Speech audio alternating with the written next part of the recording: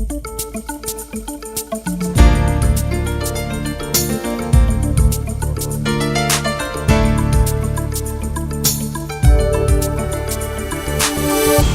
welcome back to SuperChat.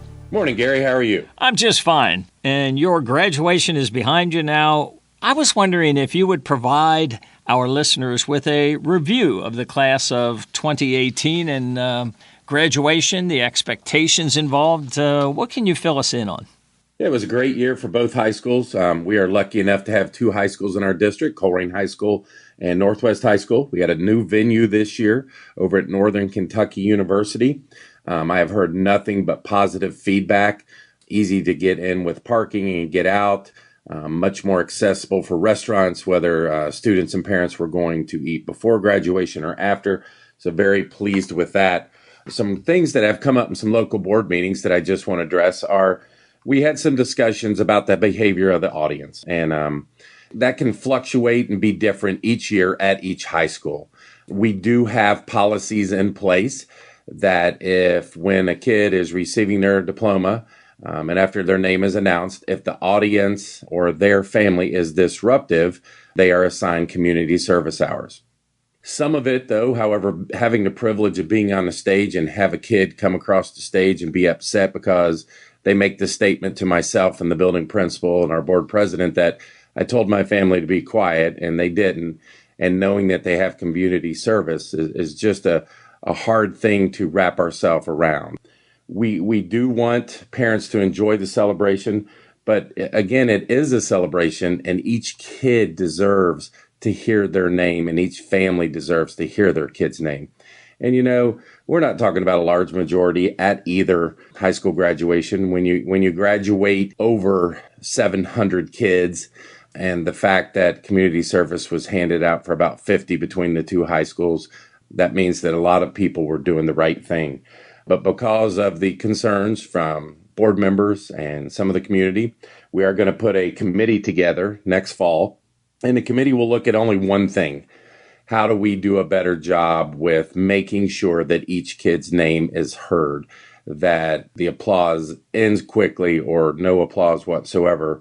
But it is the right of each individual because they've worked just as hard as anybody else, whether it's a summa cum laude graduate or someone who has worked as hard as they can and is graduating from high school and may not have the same GPA. They've worked just as hard. They've earned the right. They should have their name heard. So in the fall, we won't deal with the ceremony itself. Both schools put on outstanding ceremonies. The committee will deal 100% and only with how can we, if any way, curb some of the enthusiasm of the audience so that they stop in a timely manner and recognize that it is important that the next kid's name be read. Right now, we currently try to do an entire row, and at the end of the row, they can yell, holler, scream, whatever they want to do, but it's important to get through each row because we do want each kid to be recognized. So we've gotten videos from other local high schools. We'll look at those, but in the fall, we'll have a couple parents on the committee from each high school, students, administrators, and teachers, and see what we can do to help curb things. But just wanted the public to know that we are looking at it. And we'll continue to look at it because graduation is always about the kids. Yes, it is. And it's good to hear that you are actively working on that. Well, let me change topics altogether because I wanted to ask you about your summer school offerings at Northwest Local Schools. What can you share with our listeners in this regard? Yeah, I'm afraid parents don't know about this. So every chance we get to post it in social media, put it on our website, or use our podcast here, I want to share with them. We just recently put on Colerain Township's summer camp opportunities for kids. It's on our main webpage, so people can go to that. But I'm not sure if folks know that we are in partnership with Butler Tech and some of the things we offer there. So the camps are designed for students in grades 5 through 9. They run 8:30 to noon. Most of the programs are free. So I want to go over a couple of them because they're really neat. One is a Introduction to STEM, a design and making camp. It's grades 6 through 8 will participate in STEM activities, then choose technology related to their passion, do a project, complete it. It's absolutely free. It's 8 to 3 daily. There's a C-STEM girls camp, which is very similar, looking at the same thing, learning coding, robotics, the basics. We have a Metal Works engineering STEM camp at Colerain High School. You learn the basics of engineering and manufacturing while creating your own machine metal project, so you're hands-on there. We have a construction camp at Northwest High School, hands-on activities, learning to use hand and power tools in a safe environment. Participants complete a project. We have a criminal justice and forensic camp. Students will receive hands-on instructions and a wide variety of criminal justice topics, learn how police officers conduct pat-downs, traffic stops, real police cruiser, use real police body camera, canine demonstration, just camps that can get kids interested and maybe help them with a future decision of what they'd want to be. We also have a film camp, actual film production, making a movie. And then lastly, we have a monkey business camp, and it's getting down to business. So you dig into the future of business professionals of America, digital media galore, find what niche you might have in the world of business. And it's sometimes some things that kids don't think of. And then lastly, we have a drone camp that just fills up immediately. You learn how to fly the drone, take pictures, how you do all the technology surrounding it. So these are just great opportunities that kids can have to do something besides just sit at home, get enrichment. All of it ties back to science, technology, math, things that they do throughout the year. But more importantly, it helps them because it's very difficult for grades 6 through 12. Where is my niche? What I want to do when I graduate from high school? So these are great camps that help with that. I just wanted to bring those to the attention. Oh, well, yeah, that was great. Listening to those descriptions, it's like I want to be a student again. I guess they don't let adults in, but I wouldn't know where to start. There were like 4 or 5 in there that I'd be all over them. That is so cool. And you say most of these, if not all of them, are free? Yeah, actually, the majority of them are free, and it's through a partnership with Butler Tech. So as I go down through here, the STEMs are both free. The metal engineering is free. Construction camp, a small cost because of the materials and supplies. Criminal justice, and then film camp. So we have all these as programs in our high school, which is the great part, where when they leave after their junior or senior year of being in these programs, they leave with basically their freshman year in college done. What you have just described it just shows one added example of an advantage of the partnership with Butler Tech. That is really cool.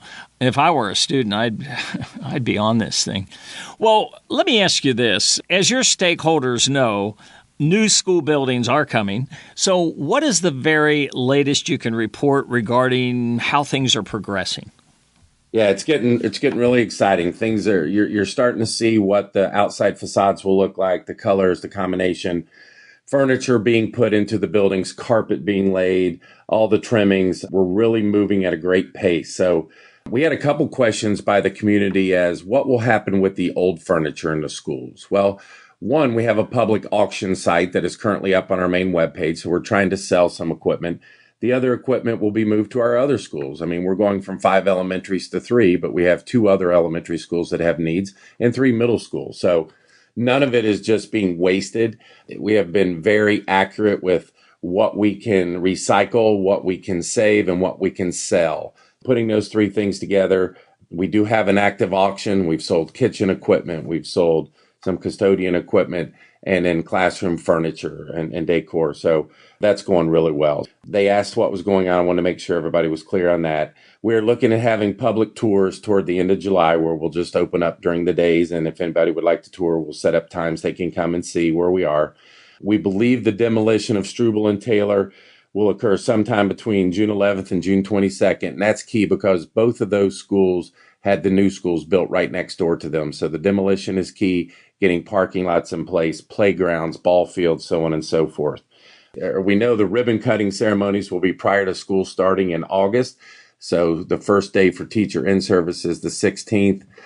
We would start the ribbon cutting ceremonies, and we'll start promoting those pretty soon for the first 2 weeks of August, somewhere between the 1st and the 14th.